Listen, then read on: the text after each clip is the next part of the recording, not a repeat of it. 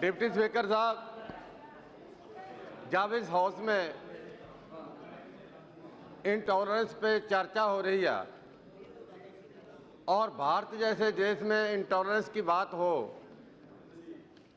तो इस देश में नहीं दुनिया भर में आश्चर्य होता है, क्योंकि इस देश की संस्कृति, देश के लोगों का व्यवहार, आचरण सहनशीलता से भरा हुआ है। ये भगवान बुद्ध की, राम की, भगवान कृष्ण की, गुरु नानक की धरती है। इस देश के लोगों ने गुरु नानक के वाणी से सुना है, एक पिता एक के हम बालक। मैं नहीं कहता डिप्टी स्पीकर साहब, बड़े बड़े लोगों ने कहा है। और डॉक्टर राधा कृष्ण जी जब एम्बेसडर बन के रशिया गए तो उनको पूछा गया, स्टालिन जी ने पूछा कि आप इस देश को कैसे चलाएंगे, अलग अलग भांत के लोग हैं, पहरावा, बोली, भाषा और धर्म। तो उन्होंने 2 उदाहरणें दी थी। आज इनको जो इस चर्चा में मैं आश्चर्य की बात कर रहा हूं, ये भी आश्चर्य हो रहा है। जो लोग टॉलरेंस की बात करते हैं इस हाउस में वही इंटॉलरेंस दिखा रहे हैं। और इसके लिए जिम्मेदार कौन है? ये सत्ता पक्ष अपने आप को सोचने लगता है जब किसी दलितों पे, किसान पे, अल्पसंख्यकों पे कोई अत्याचार हो, ये अपने आप को, अपने पुराने गुनाहों को समझते हैं हमारे माफ कर दिए देश के लोगों ने। तो इसलिए बात सुनना प्लीज, बात सुन, चुप रहे बैठो, मेरी बात ना टोकना। तो मैं ये कहना चाहता हूं, जो 2 उदाहरणें दी थी वो सुन लेना चाहिए। डॉक्टर राधा कृष्णन जी ने उदाहरण दी गुरु गोविंद सिंह जी की कि हमारे पास गुरु गोविंद सिंह जी का टॉलरेंस का इतिहास है। जब गुरु गोविंद सिंह जी के 4 बेटे कुर्बान हो गए, उनके पिता बलिदान हो गए, उनके माता बलिदान हो गए, तो गुरु गोविंद सिंह जी ने, उनकी धर्मपत्नी ने पूछा कि मेरे बेटे कहाँ हैं? तो गुरु गोविंद सिंह जी ने देश के लोगों के हाथ करके कहा था, इन पुत्र के शीश पे बार दिए सुचार, 4 मुए तो क्या हुआ है, जीवित कई हजार। हमारे पे विश्वास किया उन्होंने। गुरु गोविंद सिंह जी ने टॉलरेंस कहां से सीखी? अपने पिताजी से। गुरु तेग बहादुर का शीश औरंगजेब काट रहा था, औरंगजेब ने स्नेहा भेजा कि आप इतने शक्तिशाली हो तो कोई करामात करके दिखाओ। तो गुरु तेग बहादुर साहब ने कहा था, वह कहूं को देत नहीं ना वह मानतान। उस सोच पे चलने वाले लोग। और यहाँ सबसे बड़ी सहनशीलता गुरु अर्जन देव साहब ने सिखाई। तत्ती तवी पे तत्ता रेत डाला जा रहा था। साईं मियां मीर बोले, यदि मुझे इजाजत दें तो मैं लाहौर की ईंट खड़ा देता हूं। तो गुरु अर्जन देव साहब ने कहा था, मैं जबर का मुकाबला सब्र से करूंगा। मैं समझता हूं सबका साथ सबका विकास का जो स्लोगन श्री नरेंद्र मोदी जी ने दिया है, उस विचारधारा से सी दिया है। और जिन लोगों ने उस विचारधारा को अडॉप्ट किया है, मैं एक एग्जाम्पल देना चाहता हूं। महाराजा रणजीत सिंह की सुन लिए। महाराजा रणजीत सिंह जिसको खालसा राज कहते थे, उस राज में एक किसी को फांसी नहीं दी गई, किसी गऊ की हत्या नहीं हुई। ये नहीं है भी गऊ नहीं खाते थे लोग उस समय, पर प्रजा देखती थी राजा क्या सोचता है। तो कोई फांसी नहीं हुई, कोई किसी महिला का बलात्कार नहीं हुआ, कोई चोरी नहीं हुई। एक खोते को सोने का हार पा के लाहौर के बाजार में भेजा गया, किसी ने उसको हाथ नहीं लगाया। ये हमारा इतिहास है। सो इसलिए मैं कहना चाहता हूं कि जो चर्चा है जरूरी इसलिए थी कि ये सच है। आज देश की मिनॉरिटीज, आज देश के दलित लोग, आज देश के इन मिनॉरिटीज में जो भय है, जहां असुरक्षता है, इसलिए इस पे चर्चा होनी चाहिए थी। पर इसका ये भाव नहीं है कि ये सब कुछ आज हुआ। मैं कुछ एग्जाम्पल देना चाहता हूं, पर उससे पहले मैं कहना चाहता हूं इस पक्ष को, विपक्ष के लोगों को, कि सहनशीलता दिखाएं और मैं कहना चाहता हूं कहां सहनशीलता हुई इस देश में, कब से हुई, कैसे हुई, कौन जिम्मेदार है, उसका क्या उपाय हो सकता है। मैं 3-4 उदाहरण देना चाहता हूं। डिप्टी स्पीकर साहब, सहनशीलता हुई जब देश का बंटवारा हुआ। मैं पूरे विश्वास से कह सकता हूं कि उस समय के राष्ट्रीय नेताओं ने यदि मास्टर तारा सिंह का साथ दिया होता, जिन्होंने लाहौर पे पाकिस्तान का झंडा साड़ा था, और नवाज शरीफ उस समय जिन्ना के साथ उन्होंने मीटिंग रख ली थी, और राष्ट्रीय हमारे उस समय के नेताओं ने वो मीटिंग कैंसिल करवा दी, आज पाकिस्तान ना होता और लाखों हजारों लोगों का उजाड़ा ना होता, बर्बादी तबाही हमें झेलनी पड़ी। राज ये करते रहे। और सबसे दुख की बात ये, जब देश आजाद हुआ, सबसे पहले आज चिट्ठियों की बात करते हैं, पत्रों की बात करते हैं।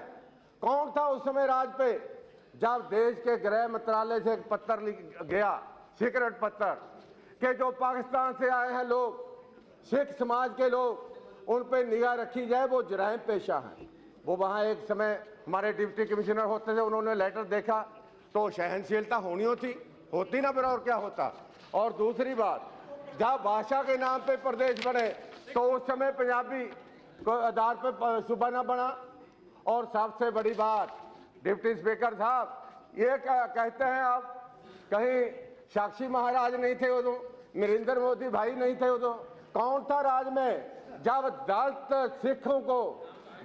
सिखों को रिजर्वेशन का अधिकार नहीं दिया, एक नीति थी कि ये अपना धर्म छोड़ देंगे। इससे बड़ी बदनीति क्या हो सकती है इनकी? तो इससे बड़ी सहनशीलता क्या हो सकती है? और दूसरी बात मैं कहना चाहता हूं, सबसे बड़ी इस देश में जो सहनशीलता दिखाई है इमरजेंसी के समय, डिप्टी स्पीकर साहब, ये लोक राज है। अदालतें हमारी फैसला करती हैं, हमें सेध देती हैं। उस समय के प्रधानमंत्री के विरोध में यदि अदालत ने फैसला दे दिया तो प्रधानमंत्री जी आग बरोड़े हो गए। उन्होंने जज को भी सजा देने की बात की, सारे मुल्क को जेल में डाल दिया, जो बोले उल्ट उनको अंदर कर दिया गया, हमें भी अंदर कर दिया। इससे बड़ी सहनशीलता क्या हो सकती है? डिप्टी स्पीकर साहब, सुन ला यार, हूँ तो चुप कर गए, अभी तो मैं और बात करनी। और दूसरी बात, राष्ट्रीय सहनशीलता कब से शुरू हुई?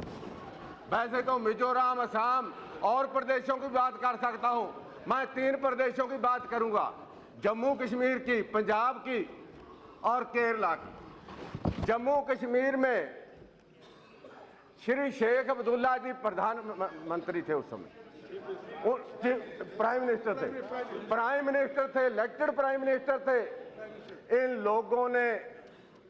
लोगों ने राष्ट्रीय विरोध के कारण उनकी सरकार डिसमिस कर दी। अपने उनको 1983 की बात मैं कर रहा हूं, बख्शी गुलाम मोहम्मद को बना दिया उनकी जगह। उस समय से जम्मू कश्मीर सड़ रहा है। जब डेमोक्रेटिक सिस्टम को फेल करेंगे तो लोग कैसे चुप करेंगे? उसके बाद शेख फरूक अब्दुल्ला, उसके इन्होंने डिफेक्शन देश में शुरू की। शेख अब्दुल्ला जो फरूक अब्दुल्ला हैं, इनके बहनोई को जीएम शाह को, उसकी सरकार तोड़कर जीएम शाह को बना दिया। वहां डेमोक्रेसी कहां रहेगी जम्मू कश्मीर में? और ऐसे मैं उदाहरण देना चाहता हूं पंजाब की डिप्टी स्पीकर साहब, इस आप जितनी भी रीजनल पार्टियां हैं, जितने भी मिनोरिटीज हैं, उनको चिंता की बात है। इन लोगों ने 117 के हाउस में से शाह प्रकाश सिंह बादल के साथ 1980 में 103 लोग थे, इनके साथ 14 थे। रात को वो चीफ मिनिस्टर बन के सुते, सारे लोग उनके साथ थे, सवेरे उनकी सरकार तोड़ दी, 1985 में सरदार सुरजीत सिंह बरनाला माय मंत्री था, कैबिनेट मंत्री, हम रात को वजीर थे, हमारे साथ 117 में से 75 मेंबर थे। रात को सरकार तोड़ती, सवेरे हमें मंत्री बना दिया। तो ऐसे आज सलीम भाई चले गए, मेरा ख्याल उधर चले गए। सबसे पहले राजनीतिक विरोध में नमुंदरी पाल जी की सरकार 356 धारा के तहत तोड़ी इन्होंने, और सिर्फ राशि बदला लेने के लिए हमारे साथ इमरजेंसी में विरोध करने का बदला लिया। रिपेरियन लॉ के विरोध में डिप्टी स्पीकर साहब, इस देश में पानी के बंटवारे का एक कानून है, विधान है, उसको छोड़कर हमारा पानी लूट लिया। और 1977 में हमारी सरकार आई, बादल साहब ने सुप्रीम कोर्ट में केस डाला और 1980 में कांग्रेस की सरकार आ गई। उस समय के प्रधानमंत्री ने उस समय के चीफ मिनिस्टर दरबारा सिंह को बोला, जा तो इस्तीफा दे दो, जहाँ सुप्रीम कोर्ट से केस वापस ले लो। फिर उसके बाद पंजाब जलता रहा, बलता रहा, बर्बाद हुआ। तो इन लोगों ने आग लगाई। ये आप नहीं चुप रहते, आप भी ऐसे ही कर रहे हैं। आज थोड़े दिन हुए अमृतसर डिस्ट्रिक्ट में चब्बा में एक सम्मेलन हुआ, सरबत खालसा के नाम पर। बैठ दे, चुप कर, चुप कर। इनके डिप्टी स्पीकर साहब, इनके नेता वहां गए, उनकी फोटो हैं, ये हमारे पास फोटो उनकी, इनके टेलीफोन के कन्वर्सेशन है। इन्होंने बसें भेजी और जहां देश के अलग होने की बात, वहां ये छह देते हैं, यहाँ देशभक्ति का सर्टिफिकेट लेना चाहते हैं। सो इसलिए मैं कहना चाहता हूँ बड़ी निम्रता से, आप डिप्टी स्पीकर साहब क्या बताएंगे 1984 में जो दरबार साहब पे अटैक हुआ, किसी उसके बदले में किसी के जज्बात होते हैं। उस समय की प्रधानमंत्री का कत्ल हो गया तो उसकी पगड़ी बंदी हुई थी, सारे पगड़ीदारों को कत्ल कर दिया, सारे पगड़ीदारों को मार डाला और जो जहां मिले उसी के। और सबसे बड़ी बात, एक डिप्टी स्पीकर साहब, इससे बड़ी सहनशीलता क्या हो रही है? बच्चों के गलों में टायर पाए जा रहे थे, बिरलाप हो रहा था। इनका नेता कह रहा था जब बड़ा पेड़ गिरता है धरती कांपती है, जब बड़ा पेड़ गिरता है धरती कांपती की बात सुना। मैडम आपको क्या बोलूं, इनको पूछो, ये सहनशीलता का सहनशीलता का सबक ये देश के लोगों को सिखाएंगे जो इनके नेता ऐसे कहते हैं। और जिनको डिप्टी स्पीकर साहब, जिन्होंने कत्ल किए इन्होंने एमपी बनाया, उनको वजीर बनाया इनको। आखिर में मैं कहना चाहता हूँ, बैठिए, आखिर में मैं कहना चाहता हूँ, मैं 3 बातें कहना चाहता हूँ डिप्टी स्पीकर साहब। मुझे पता था, मुझे मालूम था एक सहनशीलता नहीं दिखा पाएंगे, क्योंकि सच सुन के फिर तलाते हैं, दूसरों पर दोष लगाते हैं, आप में नहीं देखते इनके क्या क्या गुनाह रहे हैं। मैं 3 बातें कहना चाहता हूँ, बात सुन लो, बात सुनो।